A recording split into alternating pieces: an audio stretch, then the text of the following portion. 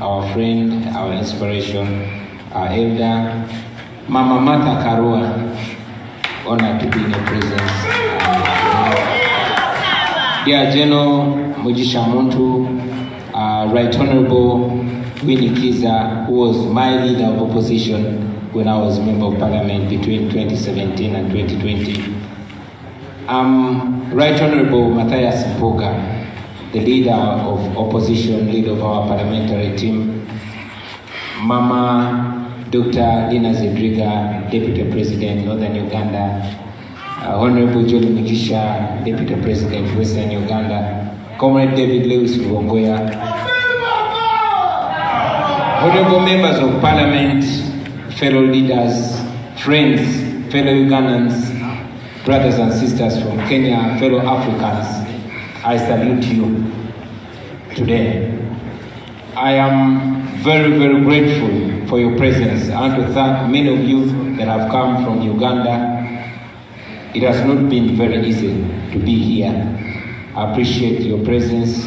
Fellow East Africans, the Kenyans, our brothers and sisters that have always looked out for us. Thank you very much for coming. I want to give respect to our elders, the likes of Imam Kasozi, who we've watched over time, the likes of General Mujisha Muntu, and in a very special way, Dr. Kiza Besije. We salute you for showing us the way and continuing to stand and lead.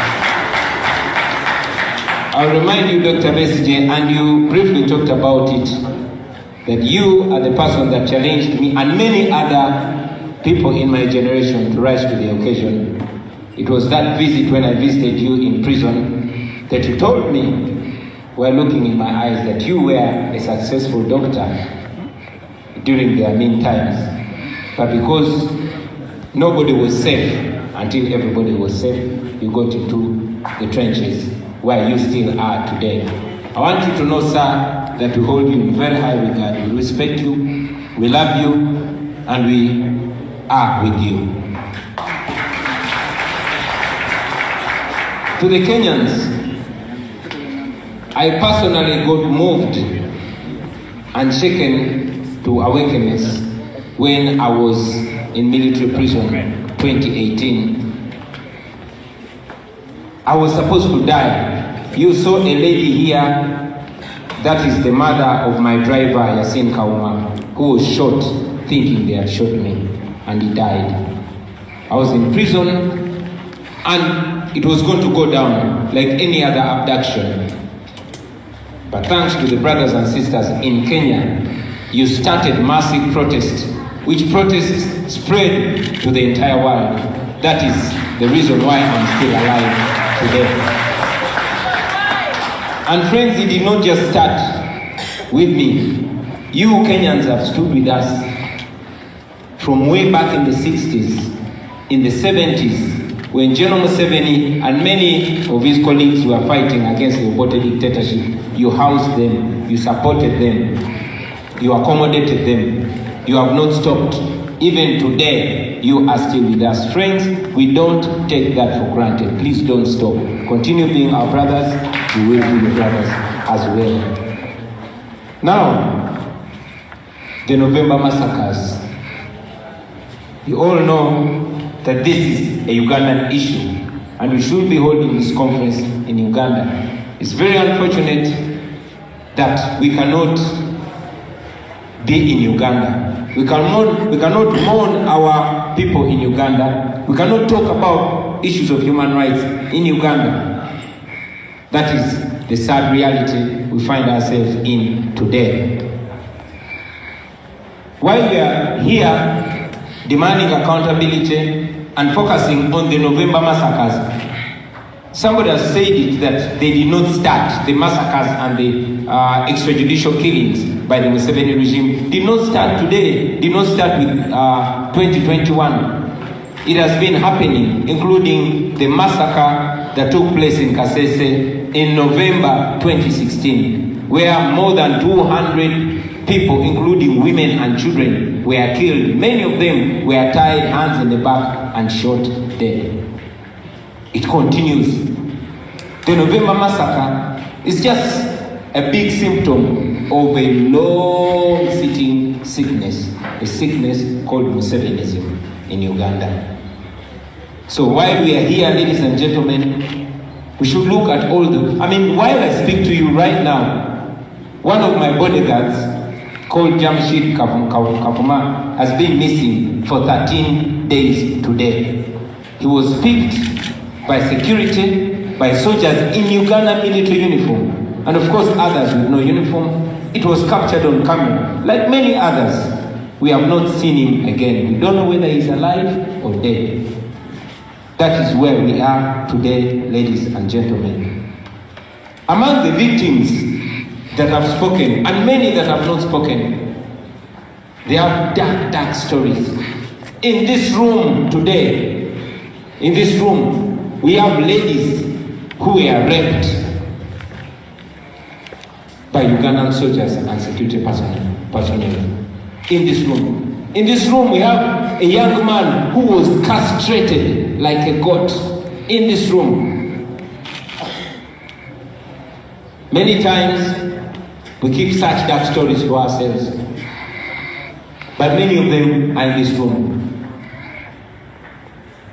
He had asked me to call him out so that you people understand that we are actually not making up this. I don't know if you still want to raise your hand, my brother.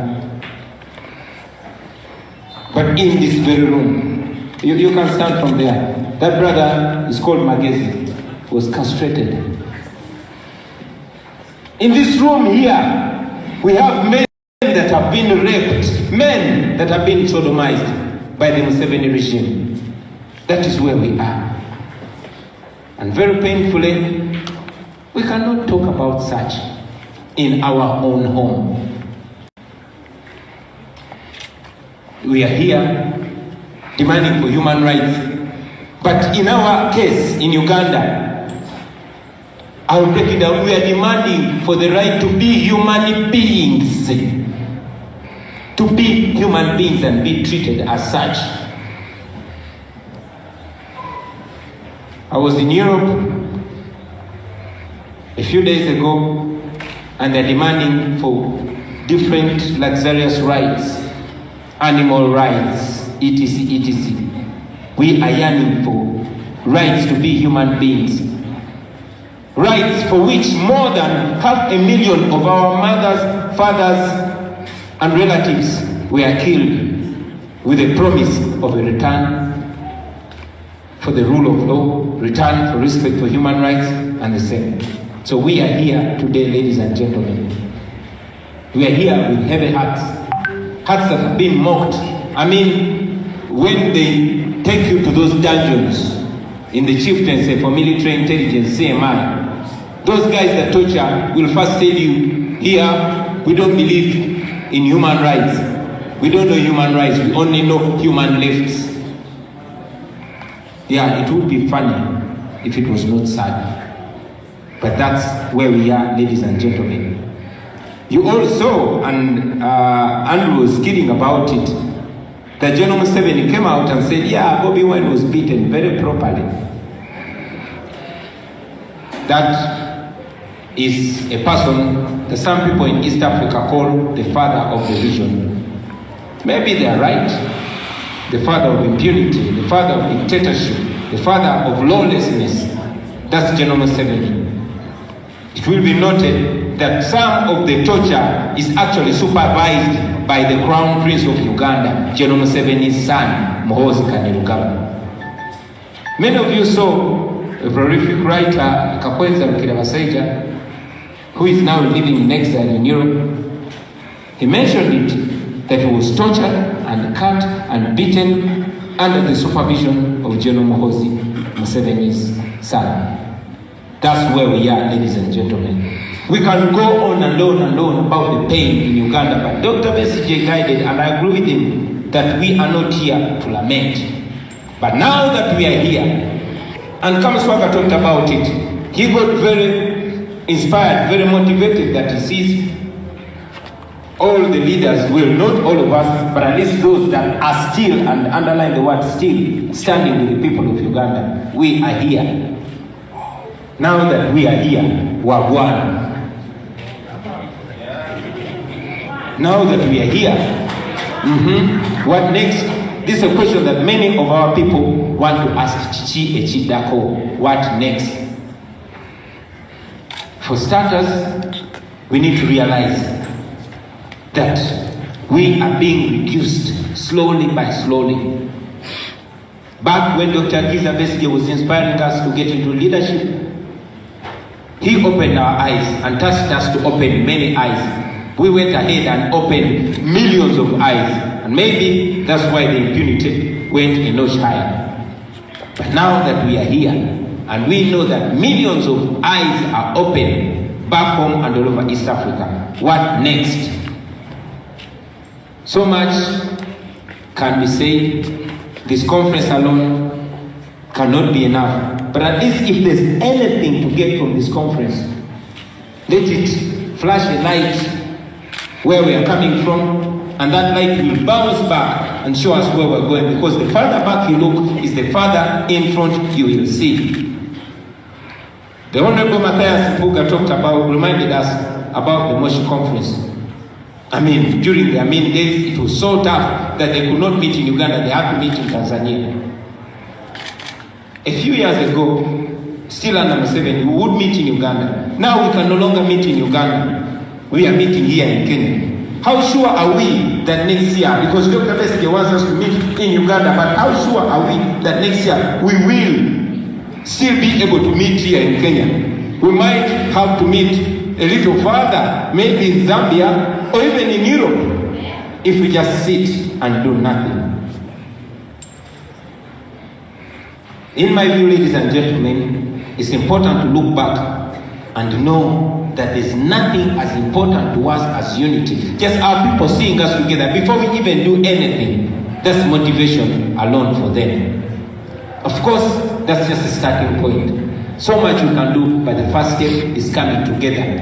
On the 24th up to 26th of March 1979, Ugandans met in Tanzania in the Moshi Conference. Among those leaders was Obote. He had a group he was leading. There was, who else? There was John Barije. He had a group that he was leading. There was Yoweri Museveni. He had a group that he was leading. And there was a gentleman called Pojok. He also had a group that he was leading. It's unfortunate that just after the Moshi conference, they went back home and they got reduced to their own groupings. They got divided. They got united. And yes, with that unity, they were able to remove the Amin dictatorship. Unity put an end to the Amin regime. But they did not notice that that unity had to go even a little bit deeper. They went back home, they got divided. Each one retreated to their own small grouping. And that's part of the reason why we are here. I pray that that gives us time, because 43 years later, this is probably one of the lights of the Moshi conference.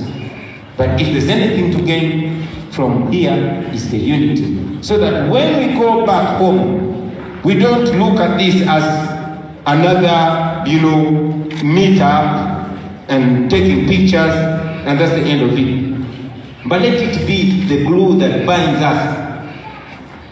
And let it also be a testament to our Kenyan brothers and sisters that have stood for and with us, to stick together, to not retreat in our small groupings, to not identify ourselves as NUP, as FDC, as JEMA, etc., etc. Because we are living under a dictatorship, friends. I'm speaking, and yet I lead a party.